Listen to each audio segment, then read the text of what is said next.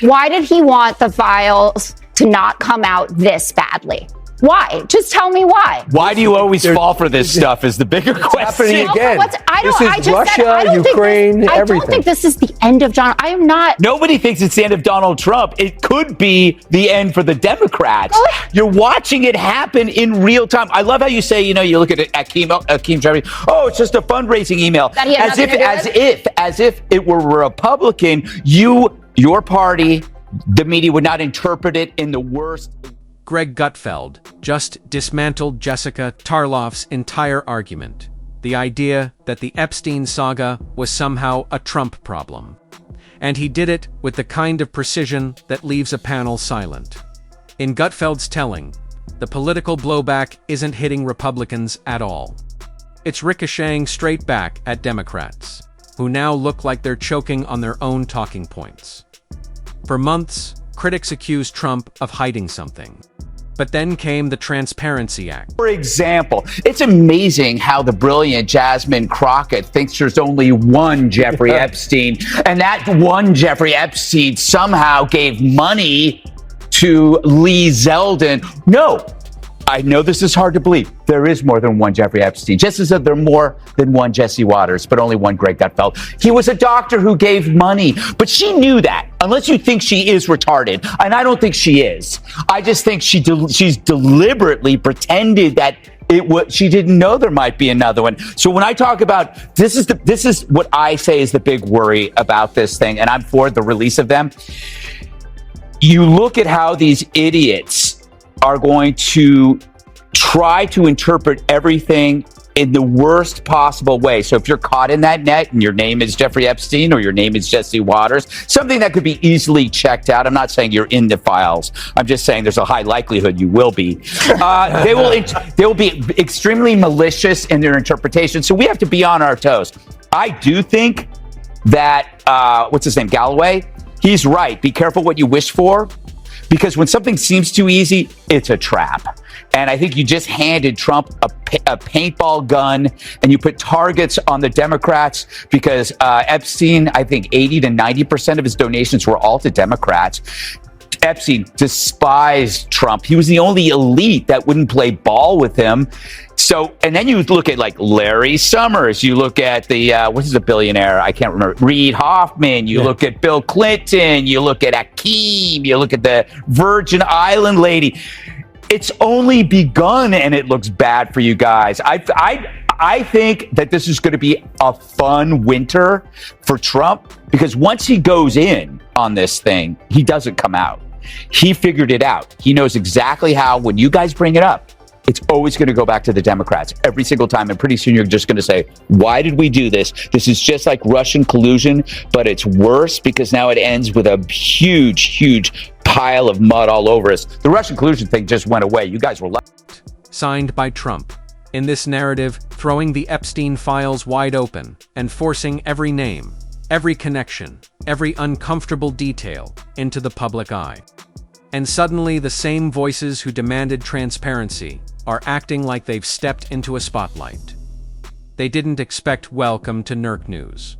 I'm Nurkish, according to this framing. Democrats effectively pulled the pin on a grenade they assumed would land in Trump's lap, only for it to roll back toward them as the documents began surfacing.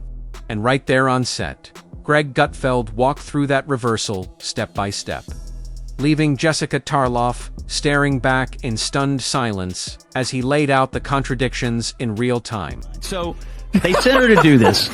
And the reason is this, because they are desperate to make this a story about Trump and Epstein.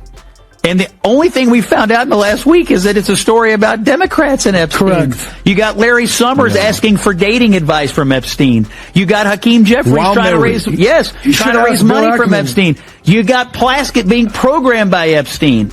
They lost the narrative, so they sent out their smartest person, Jasmine Crockett, to try to reset the narrative, and it blew up in their face. They may regret going down this road. By the way, I think Democrats strategically may have never believed that Republicans would do this. And They may be careful what they wish for here, because we're already finding out that Epstein was in touch with Democrat members of Congress in 2019. We know Larry Summers, the president of Harvard, Bill Clinton's Treasury Secretary, was soliciting dating advice from Epstein. We know he was trying to fundraise with Hakeem Jeffries. I think we're going to find out the Epstein political story has everything to do with Democrats and nothing to do with Donald Trump, and that could blow up in... The Democratic narrative hinged on the belief that the Epstein files would blow up Donald Trump, but instead, the disclosures have drawn scrutiny toward their own donors, strategists, and elected figures. In this framing, the receipts tell a different story. Larry Summers appearing in Epstein-related messages, Hakeem Jeffries reportedly accepting money after Epstein's conviction, and Stacey Plaskett allegedly exchanging texts with Epstein during a live hearing. About Donald Trump, that of all the people he's associated with over his entire career, this was the one guy he cut ties with over 20 years ago. And he said, I don't want to have anything to do with this guy right here. He didn't talk to him or ever see him again because he knew what Epstein was up to. And everybody in Palm Beach knew what Epstein was up to. It was an open secret, Jessica. He was trying to steal masseuses from Mar-a-Lago. He caught him cold. And he said, get out of here, because Trump's smart, because he's a good brand ambassador. And he knows Epstein is bad for business. No person wants anything to do with a guy named Jeffrey Epstein, except Democrats, who after the conviction for fooling around with a 14-year-old or on his plane or on his island or asking him for money or at his house. Jessica, there is a photograph of Bill Clinton getting a back massage by a young woman during a layover on the Lolita Express. Is there any evidence that Donald Trump ever got a massage, ever? Jeffrey Epstein, in these files, said Donald Trump never got a massage. Oh. And if Donald Trump actually was being blackmailed by Jeffrey Epstein and he had the goods, why is Jeffrey Epstein texting with a congresswoman during a hearing? Ask her this question. Why wouldn't he just drop the hammer right there? The president's at the White House. Yeah. Drop the hammer. What's he fooling around with this congresswoman for? If he has it, lay it out. He didn't have it. Trump was the one who arrested him. Trump was the one that put him behind bars. You guys are the one taking his money. Same with Weinstein. Same with Diddy. Same with Cosby. All these guys want his money. And they don't care what he does with little girls. Because as long as the money's flowing, they're okay with it. And think about the guys you build these anti-Trump cases around, Jessica. Convicted felons, porn stars, and pedophiles. You think this... Whether people like the implications or not, this is the pattern critics are now highlighting. And when opponents point out that the overwhelming majority of Epstein's political donations went to Democrats, and that the DNC reportedly kept tens of thousands even after his scandals were public, it becomes easier to see why some believe the party preferred controlled leaks over full release. Trump, in this narrative, shattered that strategy by pushing for maximum transparency, the very level of sunlight, critics claim.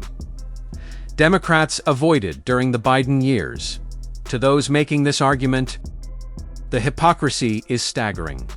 And they insist that if any Republican had similar associations, the media would be in round-the-clock meltdown mode for days. Democrats hyped the Epstein files as the silver bullet that would finally take down Donald Trump.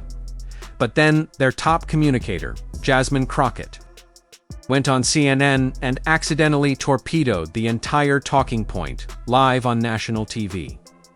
She tried to claim Republicans like Lee Zeldin had taken Epstein-linked donations, only to realize she was referring to an entirely different Jeffrey Epstein. Caitlin Collins had to walk her through the mix-up, piece by piece, while Crockett scrambled to correct herself, backpedal, and salvage the moment. The exchange only highlighted what critics see as the core problem: a Democratic messaging machine that looks unprepared, sloppy, and out of its depth right when it needs to look competent. Jesse Waters hits on a point critics have been making for years. Donald Trump distanced himself from Epstein long before any scandals broke, even barring him from Mar-a-Lago, while Democrats, in this narrative, treated Epstein like a VIP donor pipeline. The contrast is hard to ignore. Critics highlight Bill Clinton's flights and infamous trip photos, and they point out how establishment media seems allergic to connecting those dots. And the blackmail theory. It never added up for people making this argument.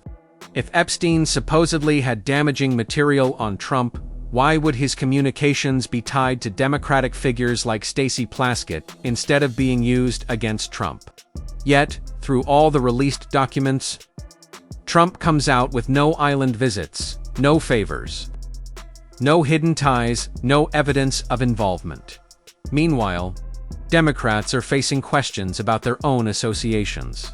And the Transparency Act that Trump signed is held up by supporters as proof he wasn't afraid of full disclosure. So what do you think? Did Democrats badly miscalculate pushing for these files only to end up spotlighting their own connections instead? Drop your thoughts in the comments. And if you enjoyed the video, hit like and subscribe. It really helps the channel.